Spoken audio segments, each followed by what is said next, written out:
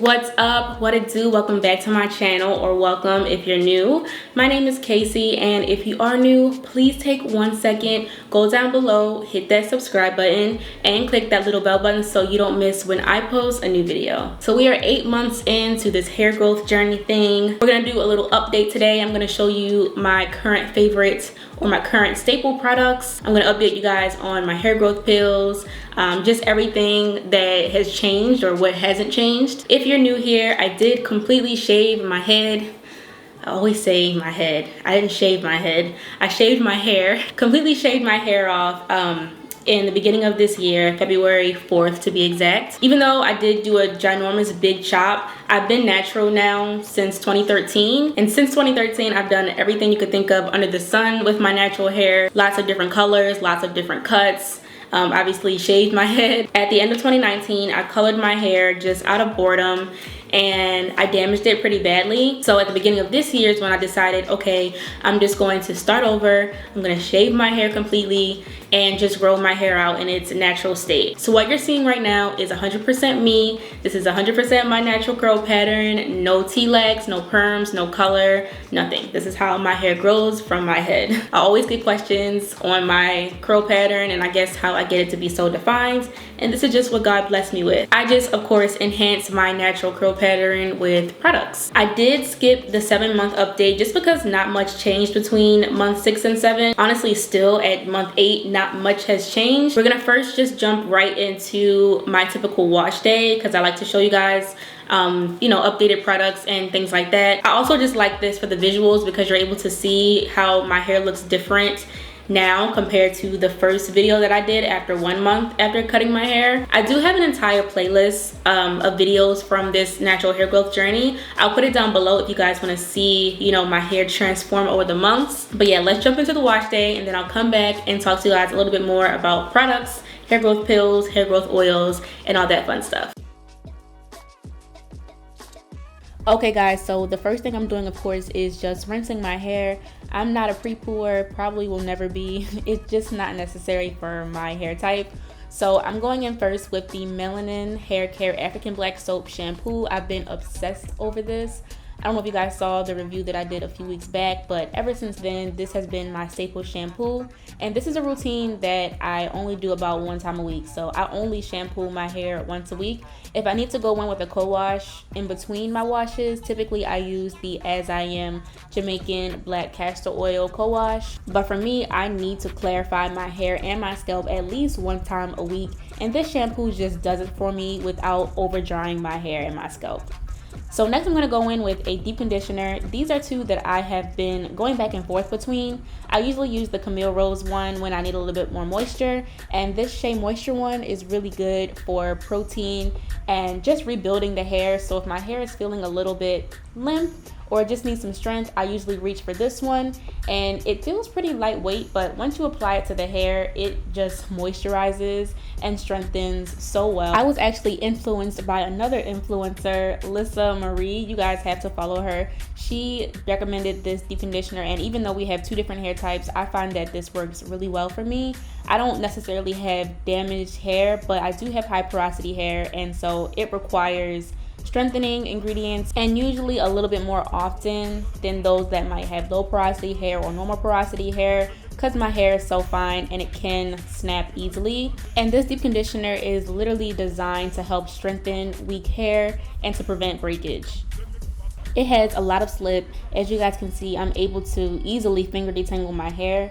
I typically don't take combs or brushes to my hair because, again, it's so fine and it can snap so easily. So I just find it a lot easier and just softer on my hair to just use my fingers. So I usually just leave the mask on just until I finish my shower, and then I'll just rinse it out, and it leaves my hair so soft, shiny, and strong. Let me know in the comments what your favorite deep conditioner is at the time, because I'm also looking to expand my deep conditioner horizons. So now I'm going into styling. You guys know I love the Miss Jessie's Honey Curls, but I find myself reaching for the S-Curl Curl and Wave Activator kind of as my leave-in more often now, which is so weird to me, but it's been working really well. So typically I like to just take some clips because my hair has to be sectioned off into really small sections in order to get good definition because my curls are so tight. So I have to be able to rake my fingers through each individual part of my hair. So the smaller the section, the better for me. So I just apply the S-Curl Wave Gel Activator stuff directly to my hair first, and then I'll go in with one of two gels. Typically, I've been reaching again for the Main Choice Biotin Infused Styling Gel more often than the Wetline Extreme, just because I like the consistency a little bit better. The ingredients are better, it's better on the hair. And I also find that the Wetline Extreme Gel just takes entirely too long to dry sometimes, but those are typically my two go-to gels. So as you can see, I am just raking the product through my hair. And if you guys are wondering, yes, this is 100% my natural curl pattern. The S-Curl gel, a lot of people kind of assume that it alters your curl pattern, but it does not. It just helps to enhance it and give it that wet look a lot longer, which is what I like. The key for me is just to continue adding as much water as possible to my hair as often as possible. The wetter my hair is, the more definition I get and the less frizz I will have after styling my hair. And after I have the gels and everything applied all to every section of my hair, I still do like to just shake my hair to get rid of the excess water, and that's pretty much it. I don't always diffuse my hair, but sometimes I like to just blow dry it to get rid of the excess water. And contrary to popular belief, I do not like to use a diffuser attachment. I like to use this regular blow attachment on my hair. Typically with the two gels that I showed, my hair is not going to frizz up from the blow dry power. My curls are already super defined, and it doesn't cause extra frizz for me. It just helps to dry my hair and get rid of the excess water a lot faster than a diffuser does. If you have looser curls, this probably won't work. It'll probably cause a lot of frizz, but for me, it works so well. For my edges, I'm still using the Kiss and Sweetie collection, the Edge Fixer Gel. It comes in a couple different flavored scents, but the different scents don't make a difference. I also use a regular edge brush and I use a toothbrush to lay my edges. I use the comb attachment part of the edge brush first to kind of like create the design of my edges almost, and then I usually take the toothbrush and press it down in place. I find it really important to not apply this edge gel on wet hair. That's why I like to kind of blow dry my hair a little bit first, because it will not lay down on hair that is wet. And then that's pretty much it. This is what my hair looks like fresh out the shower. You think I have a lot of shrinkage now, but this will shrink up even more as it dries. But I've come to love my shrinkage, and that's it.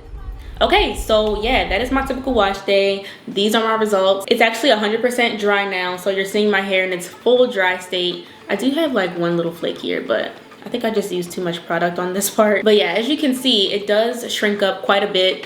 That's normal. I always emphasize that shrinkage is a good thing. It is a sign that your curls are healthy. I used to be very self-conscious about my shrinkage because I always felt like, you know, it looked like my hair wasn't growing. And at the beginning of my natural hair journey, when people would look at me and be like, you know, is your hair growing? I'm like, yeah, but you can't really tell, you know? But as time goes on, I've just come to love my shrinkage. I mean, it is mine. Look at my curl pattern. It is so unique to me. No two heads are alike. And speaking of that, I always get questions about what my hair type is. I do not go by that stupid hair chart. I feel like it is very misleading. It confuses people. It's a really good marketing tool for natural hair brands, but to me, it's just your 3A, 3B, 3C, like those things really do not matter. The three things to me that really matter when it comes to finding products that work for you are considering your hair's density, your hair's porosity, and your hair's texture. I do have a full video explaining these things. It's a little old, but it's still very relevant, so I'll put that down below and up in the cards for you guys. It breaks down all that stuff if you're new to the natural hair world and you need a little bit more detail on that. Highly recommend watching it. But yeah, you see my wash day on days where I'm styling my hair, but realistically, being in quarantine, I'm not styling my hair that often. So on days where I'm not styling my hair, I do like to just moisturize it, and I do use the LOC method, which is leave-in oil cream. I recently did a video where I reviewed the Melanin Hair Care African black soap shampoo. And in that video, I showed you guys how I like to moisturize my hair, and those are the products that I'm still currently using. So I'll usually go in first with the Melanin Hair Care Leave-In. I've been loving it. As you guys can see, it's like almost halfway empty already. Then I'm still oiling my scalp with the Imania Beauty CBD hair oil. This one doesn't have a label because this is one that she just sent to me to try, but it does have a label. I'll put a picture of it on the screen, how it looks with the actual label. I started using this in early September, so I can't really give a good review on it in terms of hair growth because it hasn't been that long, but I'm going to continue using it. It of course features CBD, it has adaptogens, it has natural herbs, natural oils. So in support of her, this has become my main hair growth oil, and I'm going to continue using it. And just like the video, after I apply this to my scalp, I'm still going in with the Main Choice. It doesn't get much better than this butter, and I use this to seal everything in. This is an OG product. Like, this is from the Main Choice's original line, but it works so well, so I'm still using it. I even think it has updated packaging now. And like I said, those are the products that I use on days where I'm not necessarily styling my hair, which is more often than not. I do plan to still do a week in my hair video, but the issue with that is there's weeks where I don't do anything to my hair because I'm not doing anything, and then there's weeks where I'm touching my hair every day because I'm filming and doing different things. So I have to find a good middle ground week where there's a good balance between when I'm styling my hair and when I'm just moisturizing it, so I can take you guys through that entire process to see what it looks like. But I don't really have a solid hair routine, guys. I really just listen to my hair and I style it when I want to style it, or I'll just moisturize it or utilize the LCO or LOC method when I want to. As you progress in your natural hair journey and you learn your hair, you'll know when it needs to be washed. You'll know when it needs to be deep conditioned. You'll know when you need to just co-wash it and not necessarily fully wash it. You'll really start to learn how to read your hair. But you gotta pay attention to your hair and not rely on me or any other natural hair influencers to tell you how to do or what to do to your hair. I promise you, the biggest step that I made in my natural hair journey was listening to my own hair. I'm just here as a source to maybe give you guys some product ideas or just give you guys even routine ideas. Take what you can from me and apply it to you, but don't use me as a source, you know, to copy and paste this into your hair routine, because it might not work, or it might work. You know, you got to try different things and see how they work. Now when it comes to the hair growth pills, so back in August when I did my 6-month update, I did say that I was going to take the Main Choice Metabolism Plus pills consistently starting September 1st. That didn't happen. I'm kind of pissed off about it because I told myself I was going to commit to it and I didn't. I actually took them probably for like the first 2 weeks and then flopped. Like it didn't work out. Because for me, in order to take these, I have to make sure that I'm intaking enough water. And if I feel like I didn't drink enough water that day, I'm not gonna take the pill. And so it just, days kept piling up and I was just like, okay, I'm gonna start over next month. So now today is October 11th and I have taken them every day so far in October. So we're gonna keep pushing and hopefully I can become extremely consistent like I was last year when I was taking them. And I'll be able to update you guys in my next hair growth journey update, which will probably be at 10 months, which will be in October. I mean, not October, in December. Hopefully I can continue taking them all the way through October and all the way through November, and then by December I can update you guys. Now I already know that they work very well because I took them last year. The problem is just being consistent again this year. So yeah, we're gonna see. I am holding you guys accountable for holding me accountable to continue taking them. Remind me on Instagram, remind me on YouTube, comments, just blow me up, DMs. Remind me to take these pills because I really want to get the results that I got last year taking them. And for anybody that's wondering, I didn't have any crazy side effects with these. My skin didn't break out, I didn't gain weight, like the normal things. I just had amazing hair growth, to be honest. So I'm trying to get back into that this year. Other than that, the only other update that I have is that the front of my hair is growing way slower than the back. It's not really noticeable right now because my hair is completely shrunken up, but you can see, I'll put a picture right here. You can see like the back of my hair is longer than the front by a lot. Not only longer, it's also a lot thicker than the top. The top is just, when I'm styling it, I can feel how thin it is. And for the longest time, I always thought that it was something that I was doing wrong that was causing the front of my hair to be so thin and to grow in so much slower. But considering I started completely over from square one, you know, shaving my head and I was able to see my hair grow at the same, you know, same time frame from the same starting length, I think that's just how my hair is. It could be a hereditary thing. Like I mentioned in my previous video, it could be from getting perms for years and years and years, because if you didn't know, when you get relaxers for years and years and years straight, it can damage your scalp. It's possible. It's not necessarily guaranteed, but you can damage your scalp from applying perms too often. And I do have somewhat of sensitive scalp, so I feel like that could be it. I don't really know, but it's kind of annoying because I'm watching it grow out and I'm like, once it gets to a certain length, I'm going to have to cut the back because it's just gonna be like this chunk of hair that's so much longer than the top. I'm gonna try to turn around. I really don't know if you guys are gonna be able to see it at this point, but like from here, well, let me move back. From like here to here, it grows pretty quick, but like from here up, it's a lot shorter and a lot thinner. And also I have one side that grows in thicker. So let me see. I always forget what side it is. Oh yeah, it's this side. This side is a lot thinner and it grows in slower than this side. You can kind of tell. But I wanted to share that just in case any of you guys experience the same thing.